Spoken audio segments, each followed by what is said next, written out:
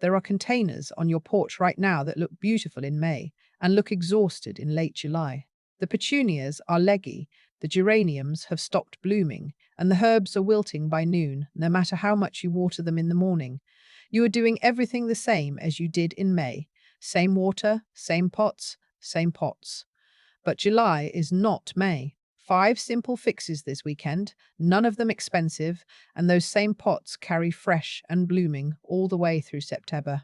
Back in May, you set those pots out on the porch, watered them every other day, and they rewarded you with 8 weeks of beautiful color.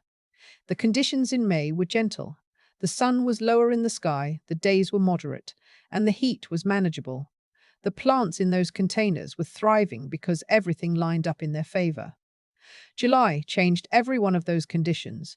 The sun climbs higher and stays longer. Afternoon temperatures bake the porch surface and radiate heat upward into the pots from below. The potting mix that held moisture for 2 days in May dries out by mid-morning in July. Your containers are living in a completely different environment than the one they were planted into, and they are showing the stress in every leggy stem and yellowing leaf. Before we get into the 5 fixes, there is something happening inside your overheated pots that you cannot see, and understanding it explains why struggling containers are so slow to bounce back, even after you improve the conditions. On a hot July afternoon, the south-facing side of a dark-colored pot can reach 140 degrees at the surface. The soil temperature inside the pot near that hot wall can climb above 100 degrees easily. The roots closest to that wall are dying from heat. That part is not surprising, but something else is dying that almost nobody talks about.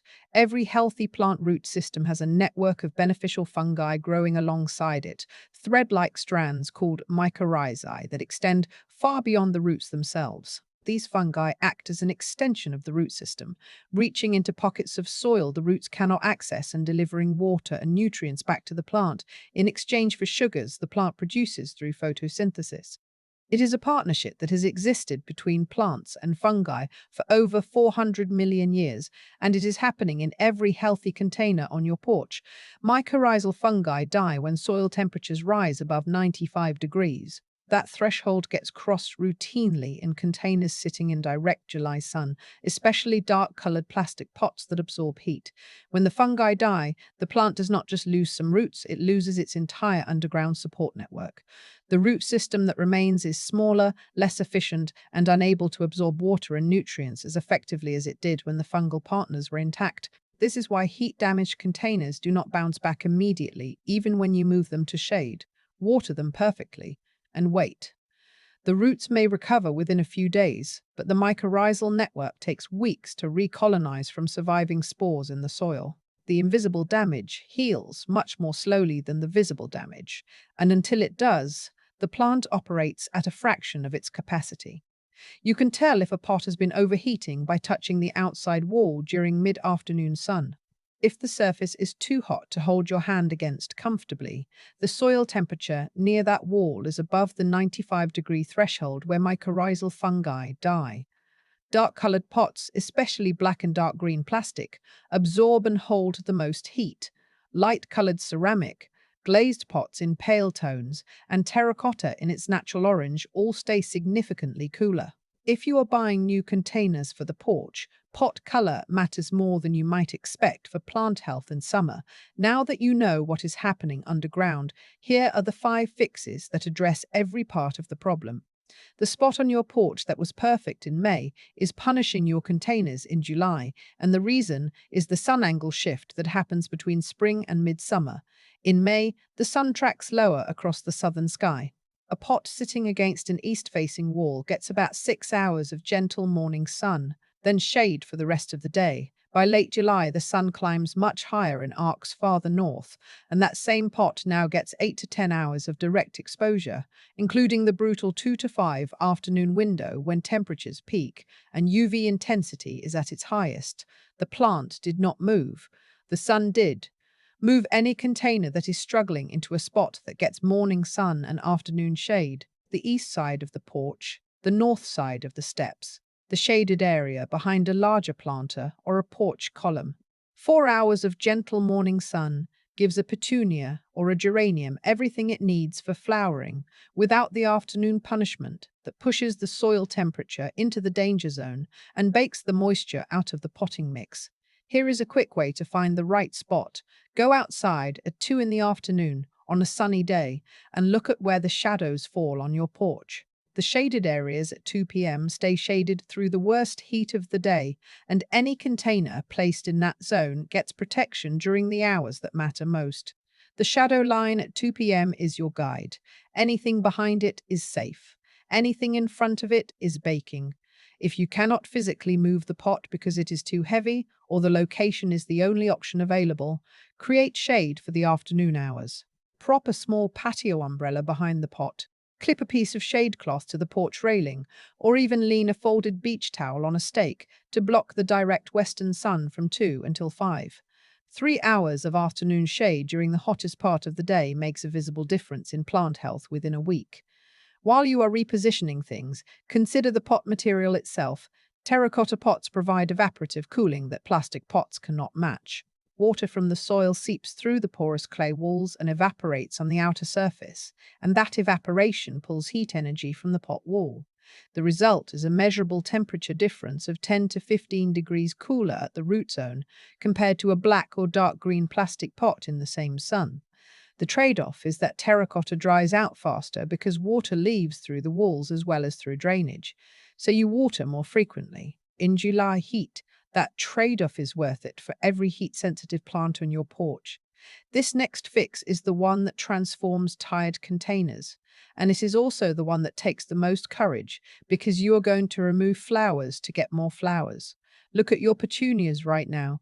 They are probably 18 inches long, with a handful of small blooms at the very tips of each stem and bare, leafless stems below. Your calibrachoa is a tangled mass of wiry stems with a few faded flowers at the ends. Your verbena has stopped flowering entirely. They look exhausted because they are exhausted. These plants have been growing continuously for 3 months straight without any rest or reset. Take your garden shears and cut every plant in the container back by 1/3. Cut the petunias to about 12 inches.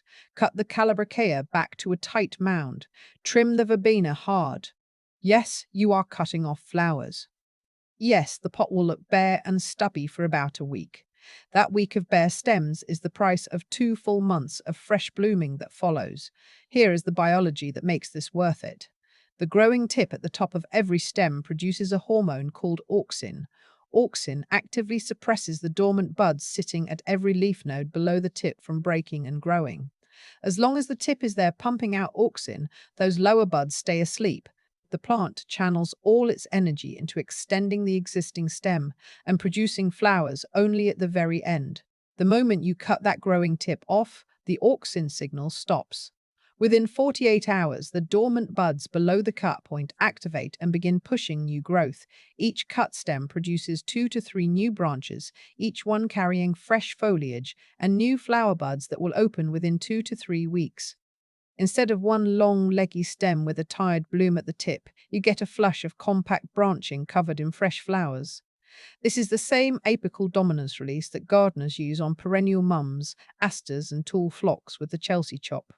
The biology is identical. The mid-season hard cut on container annuals is the single biggest difference between porch pots that look good in July and porch pots that still look good in September. The ones that look great in fall are the ones that got cut back in midsummer. A few specifics on how to cut each common container plant. Petunias can handle being cut back hard to about 6 inches from the soil line. They regrow rapidly and start flowering again within 2 to 3 weeks. Calibrachoa responds best to a slightly lighter trim, cutting back to about half its current length rather than a full third, because the stems are thinner and the growth points are closer together. Geraniums should have each spent flower stem cut back to the first set of healthy leaves below the old bloom, and any leggy stems with no flower buds can be trimmed back by half. Verbena takes a hard cut well and often restarts flowering faster than any other container annual after being trimmed.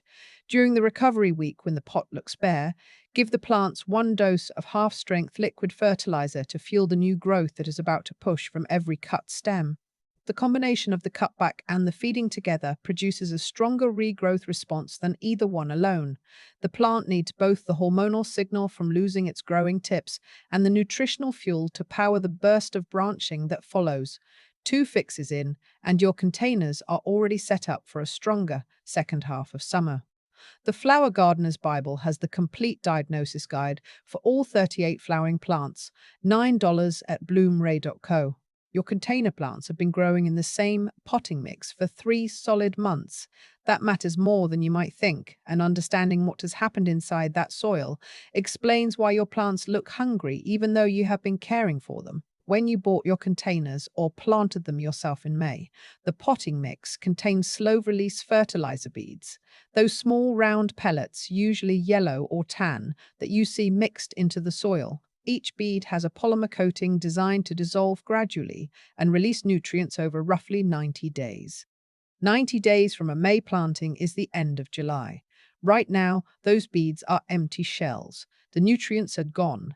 Every watering you have done since the beads ran out has been flushing whatever residual nutrients remain straight through the drainage holes and out of the pot. Your plants are growing in what is essentially dead peat and perlite. They are showing it in every visible symptom you can name: yellow lower leaves, smaller flowers than a month ago, paler foliage overall, and slower growth across the board. The plant is not diseased. It is starving in an empty container. Apply a balanced liquid fertilizer, any water-soluble formula, at half strength every time you water for the next 2 weeks. This catches the plant up quickly without risking fertilizer burn on a nutrient-depleted root system that has been running on empty for weeks. Fertilizer burn happens when concentrated nutrients contact root tissue that is unprepared to process them, and roots that have been starving are especially vulnerable. The half-strength initial dose lets the root system ramp back up gradually. After those initial 2 weeks, switch to full-strength applications once per week through the rest of the growing season. A balanced formula, like a 20-20 or a 15-30-15, provides nitrogen for leaf growth, phosphorus for flower production, and potassium for overall plant vigor. The numbers matter less than the consistency of application. Pick a formula and stick with it weekly. The response is visible within days as new growth comes in darker green, flowers open larger and more vivid, and the entire plant visually perks up as nutrients reach tissues that have been running on empty. If you prefer organic options, liquid seaweed extract or fish emulsion at the package rate provides the same recovery. The specific product matters less than the consistency. Container plants in limited soil volume need regular feeding because every watering pushes nutrients out through the drainage holes. A garden bed retains nutrients in its larger soil mass, buffered by clay particles and organic matter that hold nutrients in place. A container has no such buffer. Everything you pour through the top comes out the bottom, and the nutrients go with it.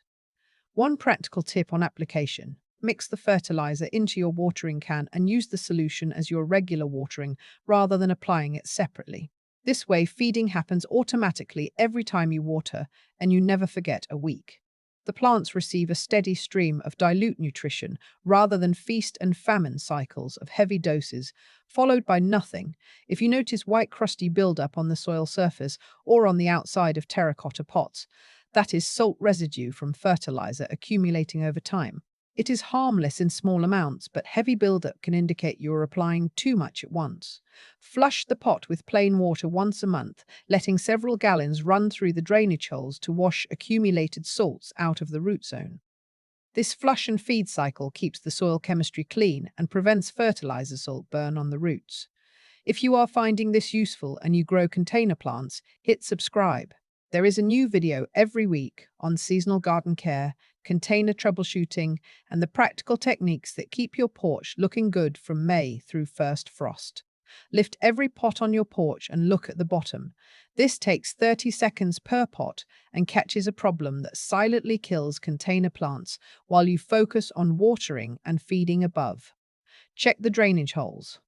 If they are clogged with compacted soil, tangled roots, or debris from the surface below, water is not flowing through the pot properly. Instead of draining freely, it pools at the bottom and creates a soggy, airless zone where roots rot and anaerobic bacteria thrive. The plant above looks wilted and you add more water, which makes the waterlogged bottom worse.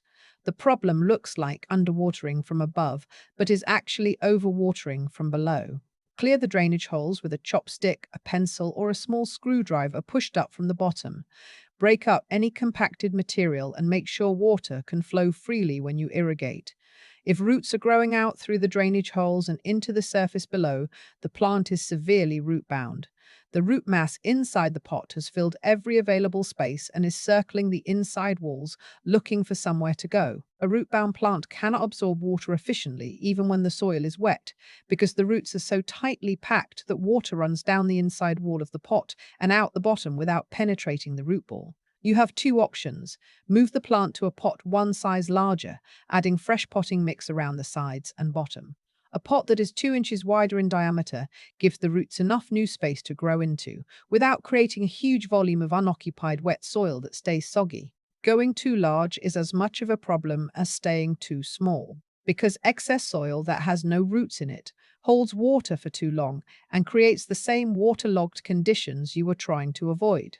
Or, if you want to keep the same pot, slide the plant out, lay it on its side, and use a sharp knife to shave about an inch off the bottom and sides of the root ball. You will be cutting through a dense mat of circling roots. This feels aggressive, but the plant responds well because the freshly cut root ends immediately begin producing new feeder roots that grow outward into the fresh potting mix you add around the trimmed root ball.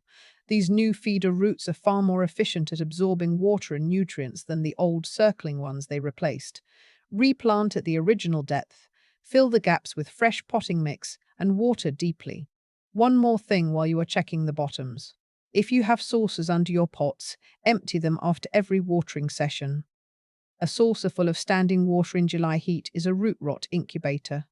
The roots sitting in that warm water are suffocating and decomposing. Remove the saucers entirely for the rest of summer. Your porch surface may get a little wet when you water, but your plants will be dramatically healthier for it. The last fix requires honest assessment. Walk your porch and look at each container with clear eyes. Some plants in your combinations are done, and no amount of cutting back, feeding, or shade is going to bring them around. Lobelia stopped blooming a month ago, and the foliage is crispy at the edges.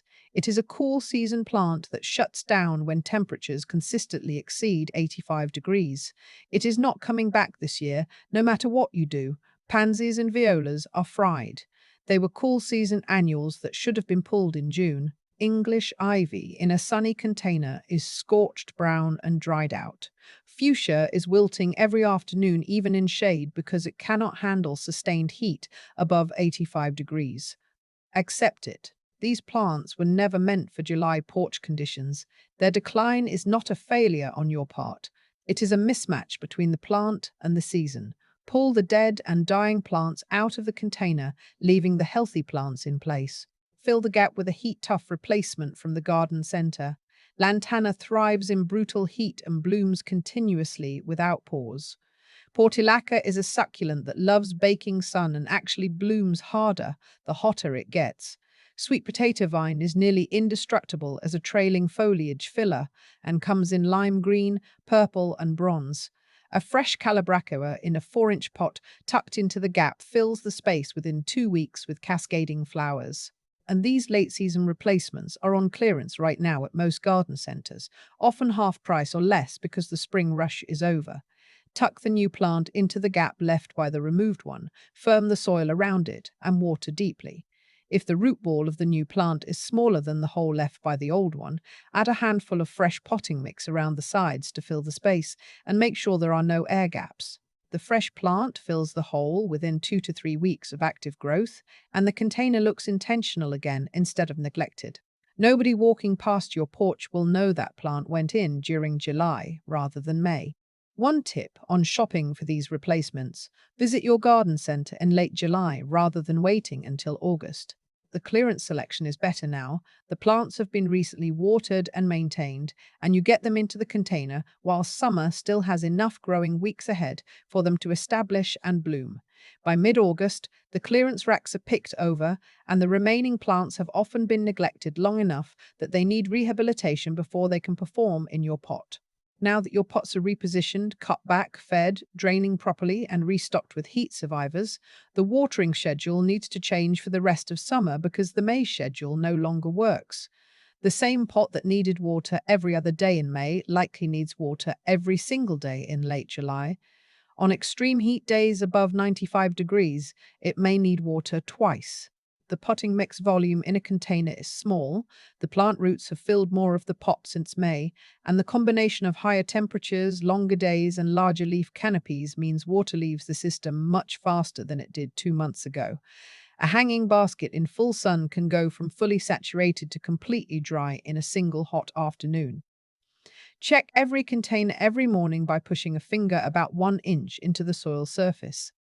If it feels dry at that depth, water now. Water until liquid flows freely from the drainage holes at the bottom. Not a quick splash on the surface that wets the top ½ inch and leaves the lower roots parched. A full, slow soak that saturates the entire root ball from top to bottom. Surface watering is worse than not watering at all because it trains the roots to grow upward toward the moisture at the surface, which is also the hottest part of the pot. On days above 95 degrees, check the pots again at mid-afternoon, around 3 o'clock. If the soil is dry again, water again. Small pots under 10 inches in diameter and terracotta containers in full sun may need this second watering regularly through the hottest weeks of summer. Always water in the morning, not in the evening. Wet soil and foliage sitting overnight in warm, humid summer air creates the conditions for fungal diseases like powdery mildew, botrytis, and various root rots that thrive in warm, damp, still conditions.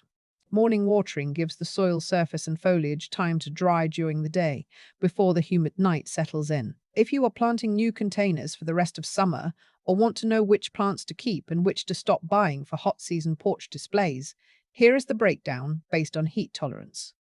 The heat survivors that actually perform from July through September include lantana, which blooms non-stop in temperatures that wilt everything around it and asks for almost no water once established in a container. Portulaca opens its dual-toned flowers wider the hotter the sun gets and thrives on the kind of neglect that kills other plants, making it the perfect choice for a pot you might forget to water on a busy weekend.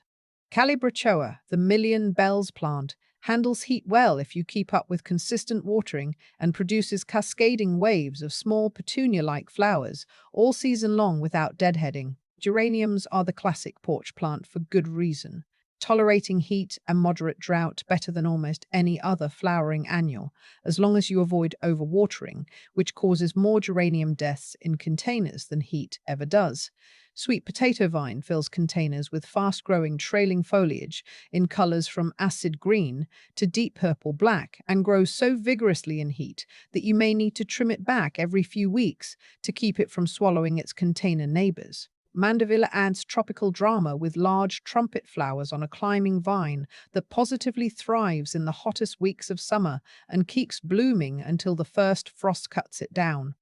And Coleus provides bold foliage color in sun or shade and actually grows more vigorously in summer heat than in the cool temperatures of spring, making it one of the few container plants that looks better in August than it did in May. The heat casualties that should not be in July porch containers include impatiens, which belong in deep shade only and melt in any direct sun. Pansies and violas are cool season plants that are finished by June in most zones. Lobelia stops blooming entirely when temperatures stay above 85 degrees and does not resume until fall. English ivy scorches and dries in direct sun containers, and fuchsia wilts above 85 degrees even in shade, making it a spring and fall porch plant in most climates, not a summer one. If any of these heat casualties are dying in your containers right now, the plant is not failing. It is in the wrong season. Replace it with a heat survivor and stop spending energy trying to keep a cool season plant alive in conditions it was never bred to handle. 5 fixes, 1 weekend, and every container on your porch carries through to the first frost looking better than it has since June. Move the pots out of the afternoon punishment zone. Cut everything back by 1/3 and trust the regrowth. Feed weekly because 3 months of watering flushed every nutrient out of the soil. Clear the drainage so water moves through instead of pooling. And swap out anything that has genuinely died for a heat-tough replacement at half price. Your porch pots are not disposable spring decorations. They are three-season displays that need one midsummer reset to finish strong. Which pot on your porch needs the most help right now? Tell me what is in it and where it sits, because the plant and the sun exposure together tell the whole story. And if you did the midsummer cutback last year and watched your containers explode with fresh flowers in August, share that in the comments.